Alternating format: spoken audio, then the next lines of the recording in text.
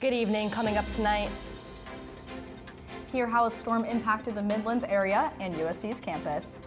And Gamecock women's basketball will face off against the NC State Wolfpack in the Final Four this weekend. Later, Gamecock Entertainment is getting upcoming graduates into the ceremony spirit. All that and more tonight on Student News at 7.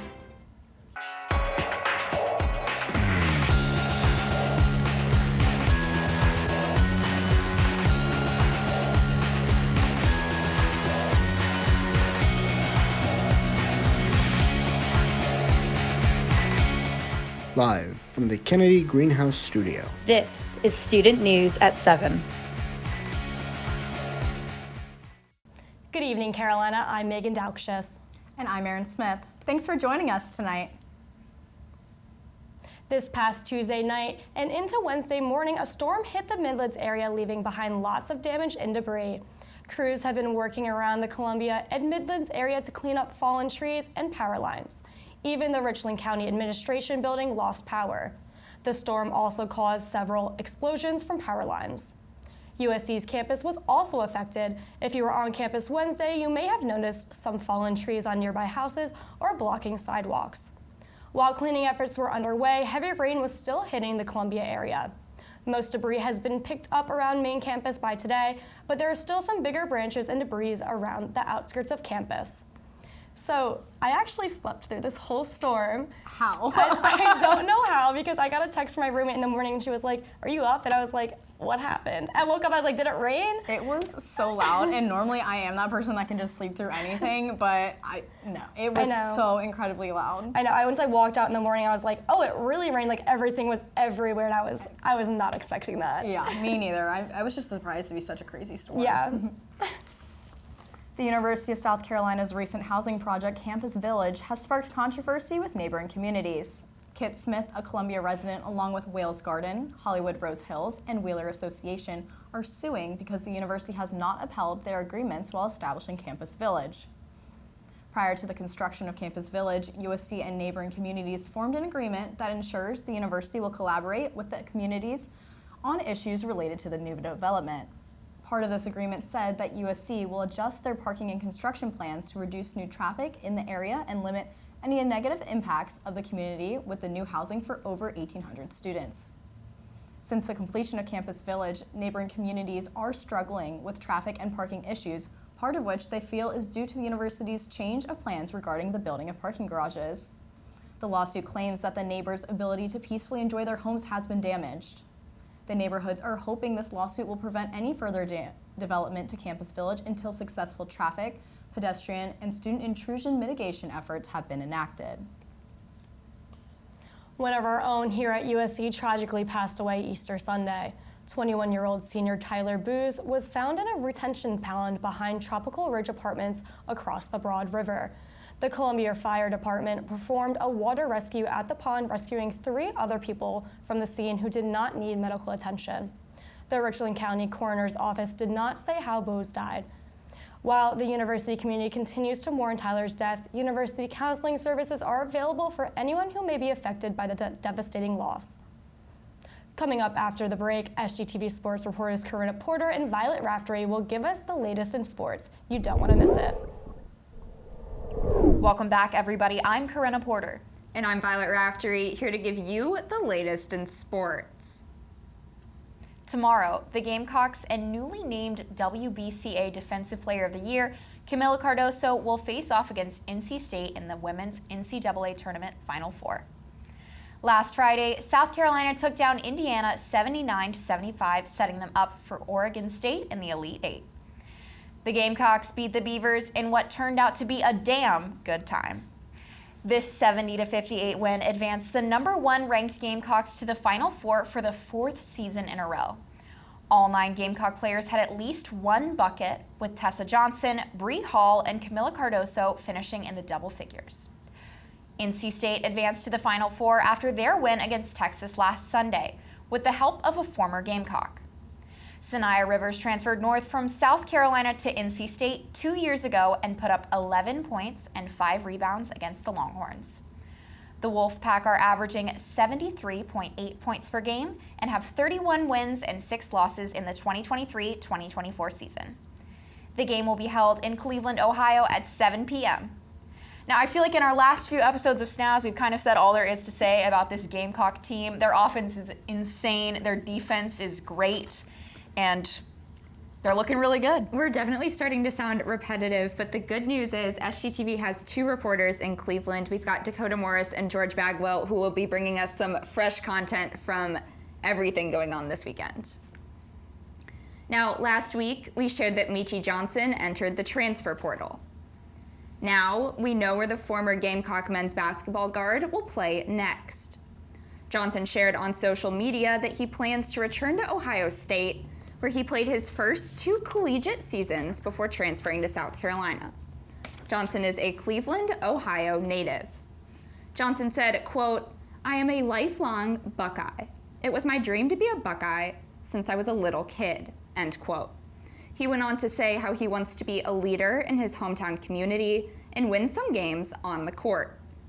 Johnson also announced he has re-signed with the Foundation, an organization that works with NIL partnerships for the Ohio State football and basketball teams. Arkansas, Kentucky, and Texas A&M had also expressed some interest in Johnson, but in the end, he's made the decision to head back home. Along with losing Johnson to the portal, South Carolina men's basketball will also lose Talon Cooper, BJ Mack, and Stephen Clark.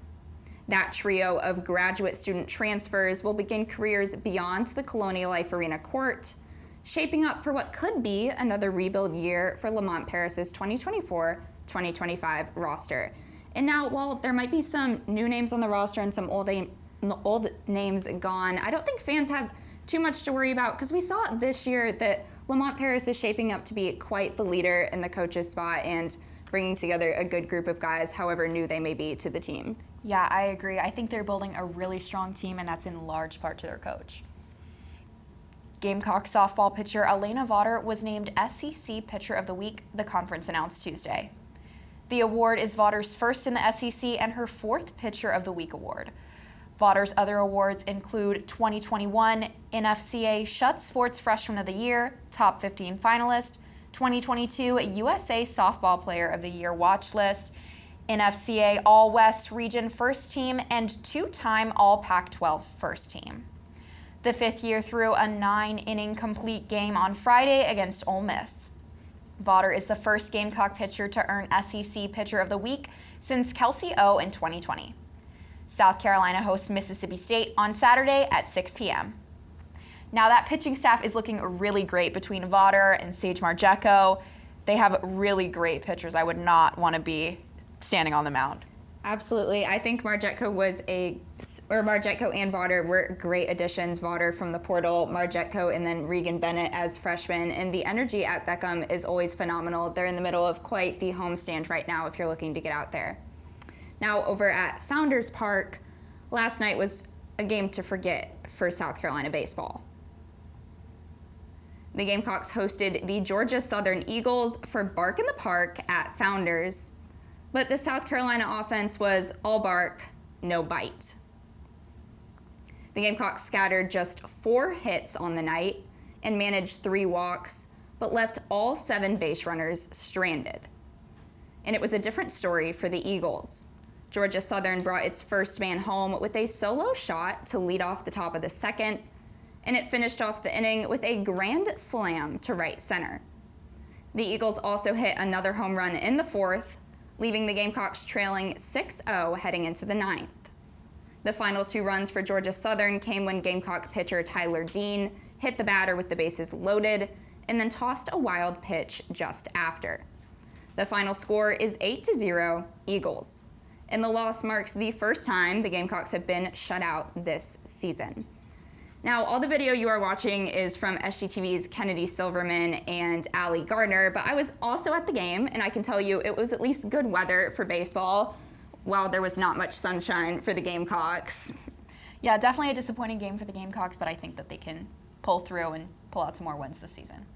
Coming up after the break, SGTV entertainment reporters Ali Popielarczyk and Emma Wyatt will lay down the talk of the town. Stay tuned. Welcome back, Carolina. I'm Emma Wyatt. And I'm Ali Popielarczyk, here to give you the latest in this week's entertainment. Attention all upcoming graduates. Gamecock Entertainment has a great event next Tuesday to get you into the ceremony spirit. From 1 to 4 p.m., stop by Russell House Ballroom C for Cappy Hour. This is an event that happens a few weeks before every commencement and gives those graduating the chance to decorate their grad caps for free. Gamecock Entertainment will be providing all supplies, but bring your own in case you have a specific design in mind. These 3 hours give students the chance to interact with other graduates while also getting them ready for what the next month has in store. This event is one that you can stop by for 30 minutes or the entire time. It all depends on your schedule, artistic ability, and study session time slots as finals are creeping up on us. Reach out to Gamecock Entertainment on Instagram if you have any additional questions, and they hope to see you there as you close one chapter of your life and open up a brand new one. Emma, I think this is a great opportunity for graduates. We got to decorate our grad caps for high school graduation last year, and that was my favorite thing I did the entire school year. I know, I'll be looking forward to this my senior year because when I was in high school, we weren't allowed to decorate our caps. So I think this is a really special time for seniors to just be able to relax, maybe meet some people they haven't met while during their time in college and, get ready for those last couple weeks of school. Mm-hmm. Last week, we talked about the Interior Lives Citizen Kane experience at the Nickelodeon. Now, step back in time and explore the evolution of modern American spaces from 1890 to 1945 with the fantasizing exhibition, Interior Lives, hosted by the Columbia Museum of Art. From Wednesday, April 3rd to Saturday, April 6th, immerse yourself in a journey through the lenses of interior scenes and material culture. Interior Lives dives into the ways everyday Americans lived, worked, played, and evolved their identities during the first half of the 20th century. The exhibition showcases over 50 paintings, photographs, works on paper, and decorative arts, offering a glimpse into the changing landscapes of homes, workplaces, and the spaces in between. Witness how American artists interpreted the foundation of modern world, depicting scenes that are both modest and penetrating in their cultural and psychological implications. It will be organized into 4 sections: how the upper half lives, labor, leisure, and liminal space, objects and personas, and faith, family, and community. Interior Lives takes you on a chronological journey starting from the late Gilded Age in the 1890s through the end of the World War II in 1945. Don't miss your chance to see works by renowned artists such as Milton Avery, Cecilia Beau, William Merritt Chase, and many more. This multi-lender exhibition promises to be a captivating experience for art enthusiasts and history buffs alike. For more information and to plan your visit the Columbia Museum of Art's website or call 803-799-2810. Are you a college student who really can't cook? I am, and I am so happy to announce that Carolina Food Co. is teaching a free cooking class for students.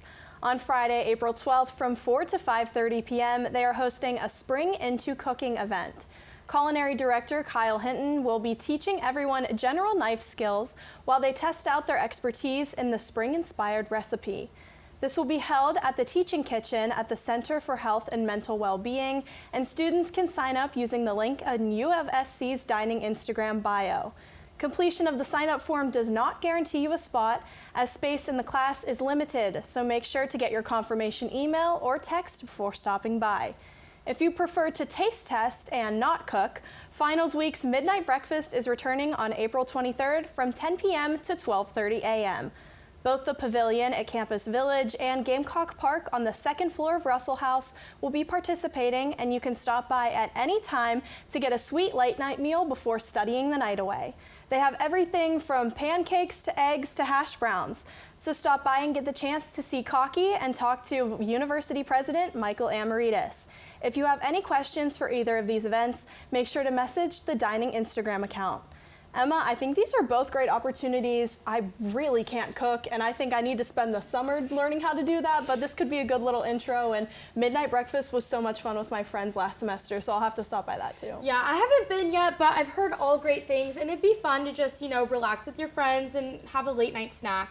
And I can't cook either. I still make ramen with a Keurig. That's okay. So sometimes it's just whatever works. maybe we'll learn a little something. Get ready to go behind the scenes of Hero, a locally produced feature film shot around Columbia. Hero isn't just any film. It's a heartfelt coming-of-age dramedy directed by USC's very own assistant professor of film and media performance, Dustin Whitehead. Written by Miles Israel, this movie promises to tug at your heartstrings with its relatable storyline. What sets Hero apart is its strong ties to our local community. Filmed right here in Columbia during the summer of 2022, the movie showcases familiar locations around our city, including scenes shot on USC's campus. Director Whitehead expressed, quote, "Trains, murals, and music just seem to be a big part of the culture and history of Columbia, so we decided to incorporate them in the film," end quote. The making of Hero was a collaborative effort involving USC, the SC Film Commission, and local cinema studios. Through initiatives like the Get On Set program, young filmmakers were given an invaluable real-world experience. In fact, USC's Department of Theater and Dance received a $100,000 grant from the Film Commission in 2022, which helped make the production of Hero possible. With a talented cast, including USC students and faculty members, Hero embodies our university's commitment to nurturing young filmmakers and promoting independent cinema. Director Whitehead hopes this film will be the first of many showcasing the department's dedication to helping emerging talents grow. Hero will be premiering at the Nick from Thursday, April 4th through Thursday, April 18th. Don't miss your chance to support local talent and experience the magic of cinema right here in our own backyard. For more information and to purchase tickets, visit the Nick's website. And remember, sometimes the most heroic stories are the ones closest to home. That's all your entertainment news for tonight. After the break, Erin and Meagan will return to finish up tonight's news. Stay with us.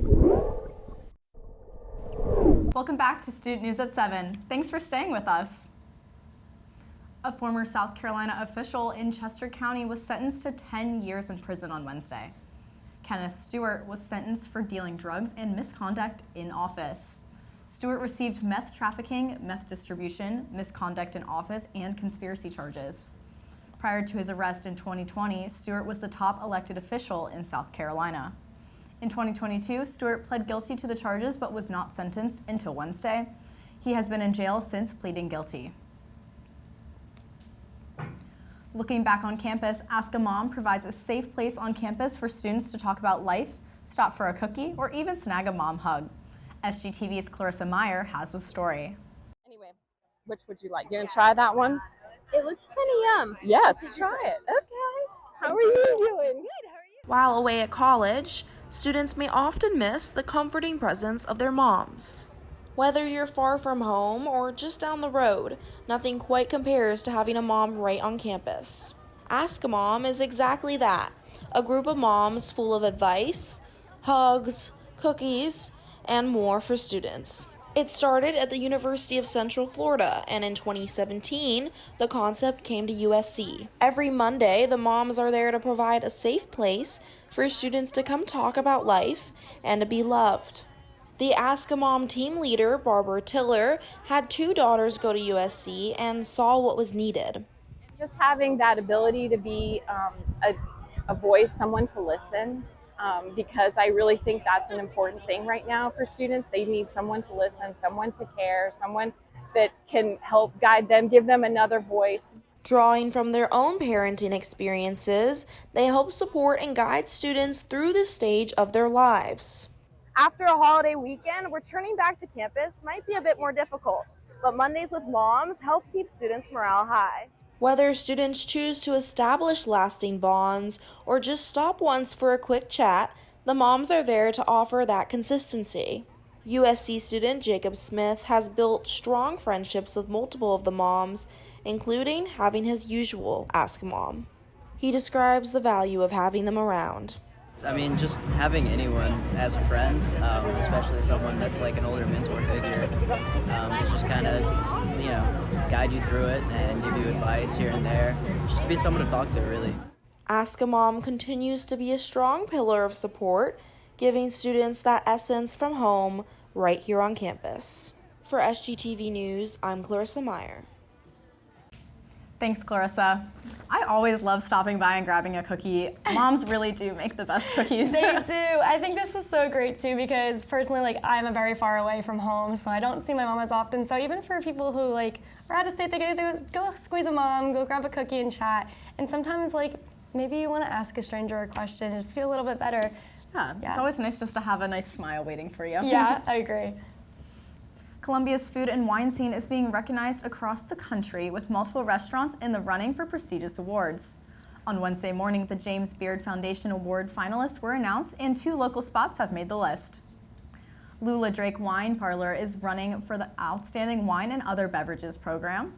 And the chef of City Limits Barbecue, Robbie Robinson, is up for Best Chef of the Southeast. Kidwana and Tyrone Cyrus for Kiki's Chicken and Waffles were nominated as semifinalists for Best Chef of the Southeast but did not make it to the finalist round. This is the second year in a row that Columbia has 3 nominations in the semifinalists. This is the first time the city has ever had back-to-back nominees. The winners will be announced at an awards ceremony on June 10th. No, we are not in Florida, but it seems like alligators have returned to the Columbia Canal. According to the state newspaper, at least 2 gators were spotted by park rangers. Believe it or not, gators used to be common in the canal, typically seen hunting fish and other animals. They were noticed back in 2007 for the first time when people flock over to come watch the gators and take pictures of them sunbathing. The city of Columbia even put up gator warning signs to not disturb them and let people know to stay cautious in the area.